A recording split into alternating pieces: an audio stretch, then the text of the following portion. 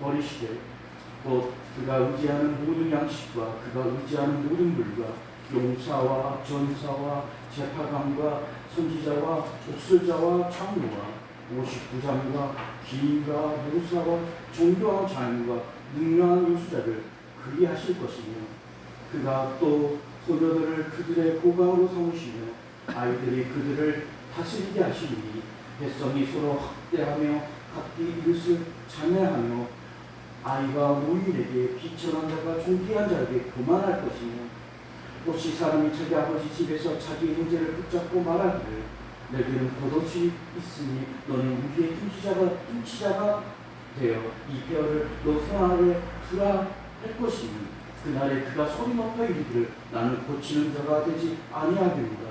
내 집에는 양식도 없고 우물도 없으니 너희는 나를 백성의 뚱치자로 삼지 말라 하리라.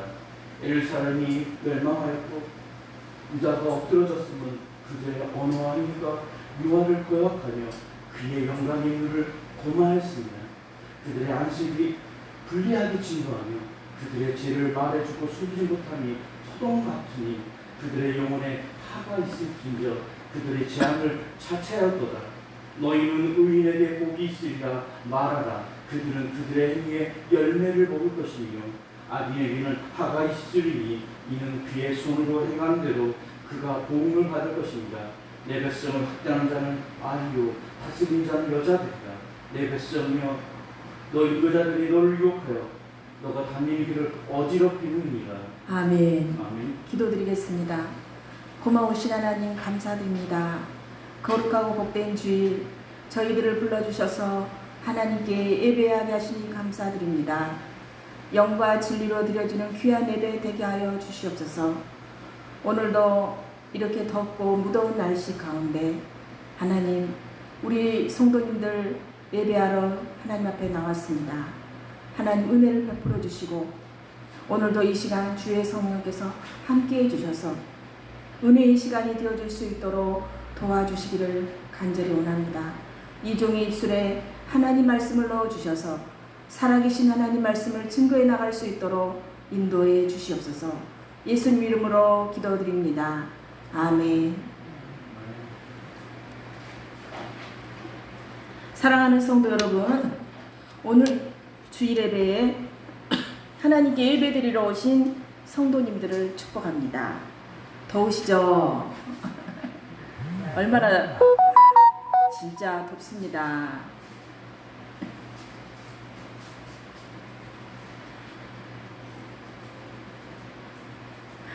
가만히 있어도 그냥 땀이 줄줄줄줄 막 흐릅니다.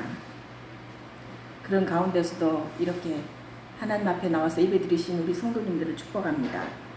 오늘은 하나님의 심판이라는 제목으로 은혜를 나누려고 합니다. 어느 교인이 목사님에게 물었습니다. 왜 유쾌한 제목으로 설교하지 않으시고 죽음과 심판에 대한 설교만 하십니까? 라고 묻자 그 이유는 죽음 후에 오는 중요한 문제가 있기 때문입니다. 심판이 있기 때문입니다. 우리가 행한 행동과 말과 생각까지 다 드러내놓고 심판을 받아야 할 때가 오기 때문입니다. 가장 지혜로운 사람은 하나님의 심판대 앞에서 살고 있다는 것을 알고 살아가는 사람입니다. 라고 말했습니다. 스펄전 목사님은 한 학생들에게 강의하면서 젊은이들이여 어떤 감상도 죽음을 준비하라는 경고를 막지 못하게 하시오 라고 말했다고 합니다. 참다운 목회자는 세상에서의 성공과 축복만 말하지 않고 죽음과 심판 그리고 영원한 운명을 깨우쳐 주어야 합니다. 전도서 11장 9절 보면 청년이여 내 어린 때를 즐거워하며 내 청년의 날을 마음에 기뻐하여 마음에 원하는 길과 내 눈이 보는 대로 쫓아 행하라. 그러나 하나님이 이 모든 일로 인하여 너를 심판하실 줄 알라. 하나님은 심판하기를 좋아하시는 분이 아니십니다. 그러나 죄악에 빠져 타락한 백성들을 위해서 할 수 없이 심판의 채찍을 드십니다. 첫 번째로 심판의 방법입니다. 하나님의 심판의 방법은 하나님께서 예루살렘과 유다가 의뢰하던 것을 제하셨습니다. 첫 번째로 양식과 물입니다. 그들이 의지했던 것들은 무엇이었습니까? 그것은 양식과 물입니다. 인간은 먹고 마실 것에 대해 너무나 집착하고 그것에 의지하여 살고 있습니다. 양식과 물은 인간의 생활에 있어서 가장 필수 불가결한 요건들이고 가장 밑바탕이 되는 것이기 때문에 제일 먼저 언급되었습니다. 생명은 양식과 물로 유지됩니다. 그래서 의뢰하던 양식을 끊는 것은 육체의 파멸과 같습니다. 그런데 이런 저주는 레위기 26장과 신명기 28장에도 기록되어 있는데 유다와 예루살렘은 바벨론과 로마의 침공 때 혹심한 기근으로 인해 멸망당함으로 이 예언은 성취되었습니다. 두 번째로 지도자들을 없애버린다고 하셨습니다. 그 나라를 이끌어 나가는 지도자들에 대해 너무나 의뢰하는 것이 오늘 시민들의 태도입니다. 하나님께서는 양식과 물 다음에 어떤 것을 제하실 것인가? 그 다음은 용사와 전사와 재판관과 선지자와 복술자와 장로입니다. 이들은 국가의 지도적인 위치에 있는 자들로서 용사와 전사는 국방을 위한 자들이고 재판관과 선지자 그리고 장로는 국민의 지도자였습니다. 복술자는 점장이를 말합니다. 그렇지만 이들의 권세와 지위는 그들 자신의 죄로 인해 아무 쓸모가 없게 되고 또한 백성에게 아무런 도움도 주지 못했습니다. 왜냐하면 그들도 한 인간이기 때문에 호흡이 끊어지면 흙으로 돌아갈 수밖에 없기 때문입니다. 자, 따라합시다. 귀인들을 의지하지 말며 도울 힘이 없는 인생도 의지하지 말지니 그의 호흡이 끊어지면 흙으로 돌아가서 그날에 그의 생각이 소멸하리로다. 아멘. 마지막으로 하나님께서는 50부장과 모사와 정교한 장인과 능란한 요술자를 제하실 것입니다. 50부장은 계급이 낮은 군인들을 말하고 귀인은 존귀한 자로 표현되었으며 정교한 장인은 평화시에나 혹은 전쟁시에도 반드시 필요한 자들입니다. 이들은 바벨론의 포로로 잡혀갔는데 특히 장인들은 느부갓네살에 의하여 납치되어 갔습니다. 결국 범죄한 유다는 그들의 관습과 지도자의 자랑거리가 모두 파괴되고 그들의 성읍은 횡포자의 수중에 떨어지는 치욕을 당하였는데 하나님의 법도를 떠난 자들의 종말을 여기서 발견하게 됩니다. 4절에서 12절 말씀은 심판의 결과입니다. 심판의 결과는 무엇입니까? 통치권이 약화가 됩니다. 하나님께서 예루살렘과 유다가 의지하던 것을 다 제하신 후 그가 소년들을 그들의 고관으로 삼으시며 아이들이 그들을 다스리게 하실 것입니다. 이사야 선지자는 하나님의 징벌을 뚜렷이 나타내기 위하여 유능하고 신실한 통치자들을 제하여 버리시고 하나님께서 그 자리에 건방고 쓸모없는 인물을 앉히실 것이라고 합니다. 이들은 생각도 용기도 없으므로 철부지의 감정을 가지고 다스리는데 그렇기 때문에 법이나 공의로 다스리는 것이 아니라 즉흥적인 기분에 의해 다스립니다. 이와 같이 통치자가 유약하고 미련하면 나라가 혼란에 빠지고 맙니다. 따라서 성도들은 하나님께서 세우신 통치자들을 위해 하나님께 기도해야 합니다. 그렇습니다. 여러분, 나라를 위해서 간절히 기도 많이 하셔야 됩니다. 이 나라를 통치하고 있는 통치자들을 위해서도 기도 많이 하셔야 됩니다. 디모데전서 2장 1절에서 3절 보면 그러므로 내가 첫째로 권하노니 모든 사람을 위하여 간구와 기도와 도구와 감사를 하되 임금들과 높은 지위에 있는 모든 사람을 위하여 하라. 이는 우리가 모든 경건과 단정함으로 고요하고 평안한 생활을 하려 함이라. 아멘. 우리가 나라를 위해서 통치자들을 위해서 기도를 할 때에 고요하고 평안한 생활을 할 수 있다는 것입니다. 통치권이 약화된 뒤 백성들은 어떻게 될 것인가? 그때의 백성은 서로 학대하며 각기 이웃을 잔해하며 아이가 노인에게 비천한 자가 존귀한 자에게 교만히 대할 것입니다. 질서가 파괴되거나 이완됨으로 상하관계가 문란해져서 백성에게 극도의 혼란이 임할 것입니다. 하나님께서 통치자들을 돕지 않으실 때 나라의 혼란은 필연적입니다. 그렇습니다. 오늘 6절에서 7절 말씀 보니까 지도자를 세우는 데 어려움이 있었습니다. 입을 옷이라도 입는 사람을 통치자로 세우려고 하면 그는 양식도 의복도 없으므로 통치자가 되기를 거절을 합니다. 그 청혼을 받은 사람은 집에 옷도 없고 양식도 없었습니다. 그래서 무엇인가 원하는 백성들에게 아무런 도움도 줄 수 없는 무능력을 인식하였기 때문에 지도자의 위치를 거절한 것입니다. 그러나 중요한 문제는 백성들이 어려움에 처해 있을 때 부유함이 그들을 구하는 것이 아닙니다. 그들을 구원할 수 있는 유일한 길은 하나님뿐임을 알아야 합니다. 8절에서 9절 말씀 보니까 예루살렘과 유다가 망하게 된 이유가 나옵니다. 언어를 통해 하나님을 거스렸습니다. 본문에는 구체적으로 묘사되어 있지 않지만 아마 그들은 우상을 찬양하고 말로써 하나님의 선지자들을 괴롭히고 이웃에 대하여 거짓 증거하거나 하나님의 이름을 망령되이 일컬었을 것입니다. 이러한 일들은 이스라엘 역사에서 지속적으로 반복되었습니다. 다만 이 당시에 가장 극심하게 나타났을 것입니다. 그리고 행위를 통해 하나님을 거스렸습니다. 히브리서의 저자는 애굽에서 나온 이스라엘 백성들이 광야에서 죽게 된 원인을 그들의 불순종에서 찾고 있습니다. 그들의 불순종은 지도자인 모세와 하나님을 원망하며 대적한 데서 잘 나타나 있습니다.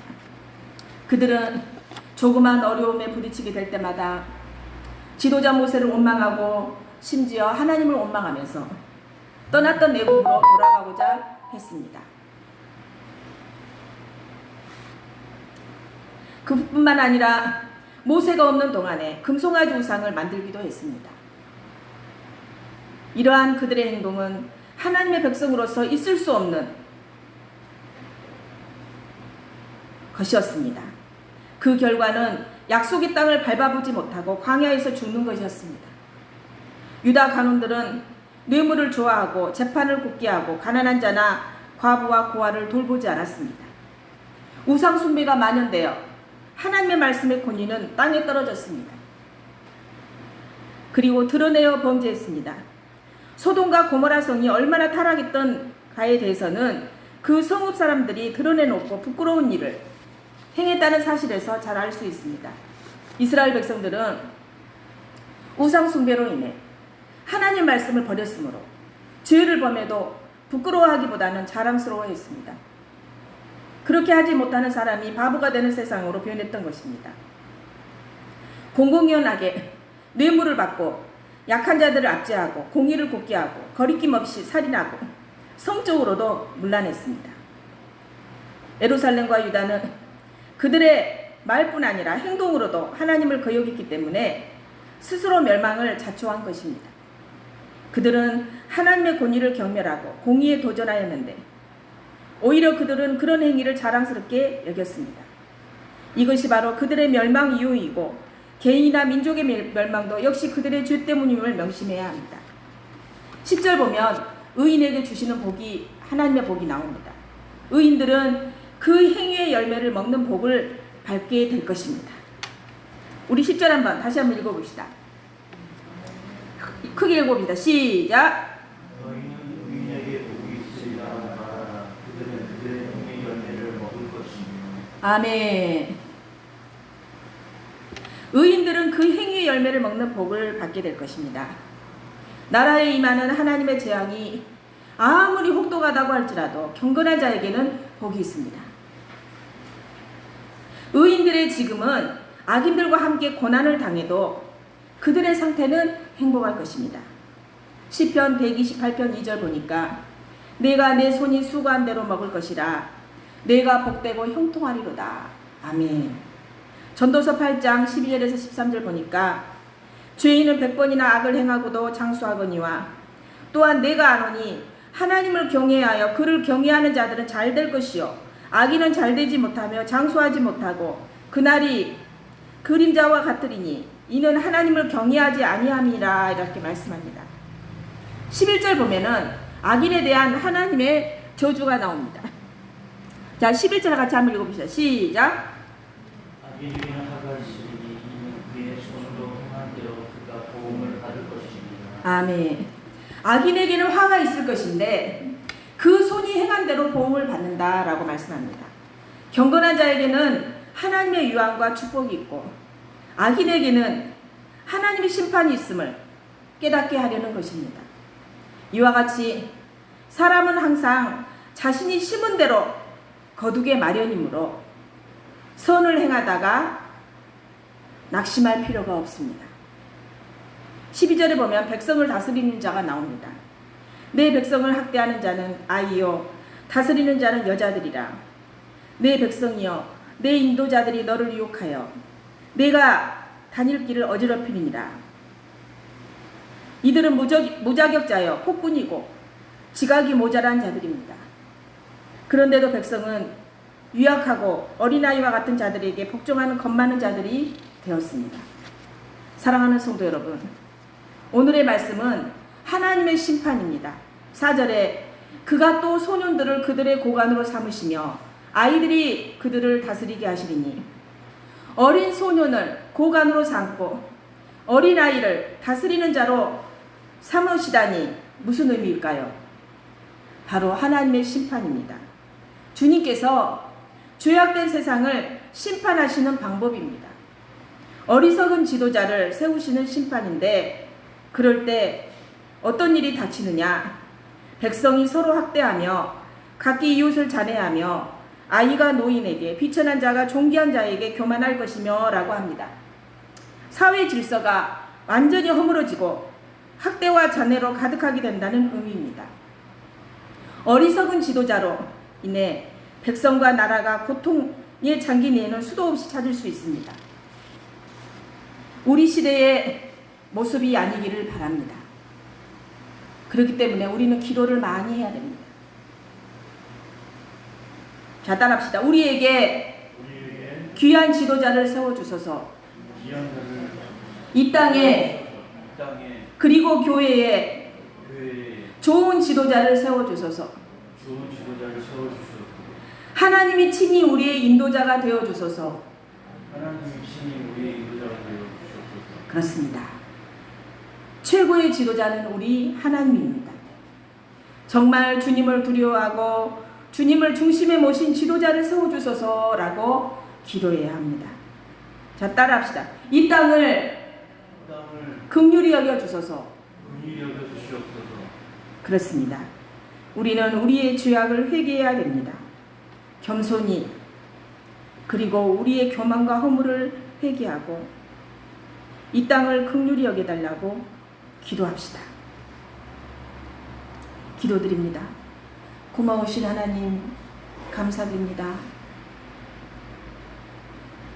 많은 사람들이 하나님을 거역하고 하나님을 무시하고 죄악 속에서 살아가고 하나님을 찾지 아니합니다. 자신이 지금 죄 가운데 있는지를 알지 못하고 하나님보다 세상 속에서 허우적거리며 살아가는 그 영혼들 하나님 불쌍히 여겨주시고 하나님의 심판이 그들에게 언젠가는 임할 거라는 것을 그들도 깨닫게 해주시고 세상 속에서 허우적거리고 방황하지 않고 회개하고 하나님 앞으로 돌아오는 은혜가 있게 하여 주시옵소서. 하나님, 이 시간 드리는 저희들에게도 회개하게 하여 주시옵소서. 저희들도 하나님 앞에 나와서 예배를 드리지만 하나님 앞에 바로 살지 못하는 불쌍한 영혼들 저희들을 긍휼히 여겨주시고 아버지 저희들의 기도를 응답해 주시옵소서. 이 나라와 민족을 불쌍히 여겨주시옵소서. 지도자들을 긍휼히 여겨주시옵소서. 이 나라와 아버지 교회의 모든 지도자를 위해 하나님께서 함께해 주시고 그들이 정의와 공의로 이 나라를 하나님의 뜻대로 순종하며 다스리는 귀한 지도자로 세워주시옵소서. 예수님 이름으로 기도드립니다. 아멘.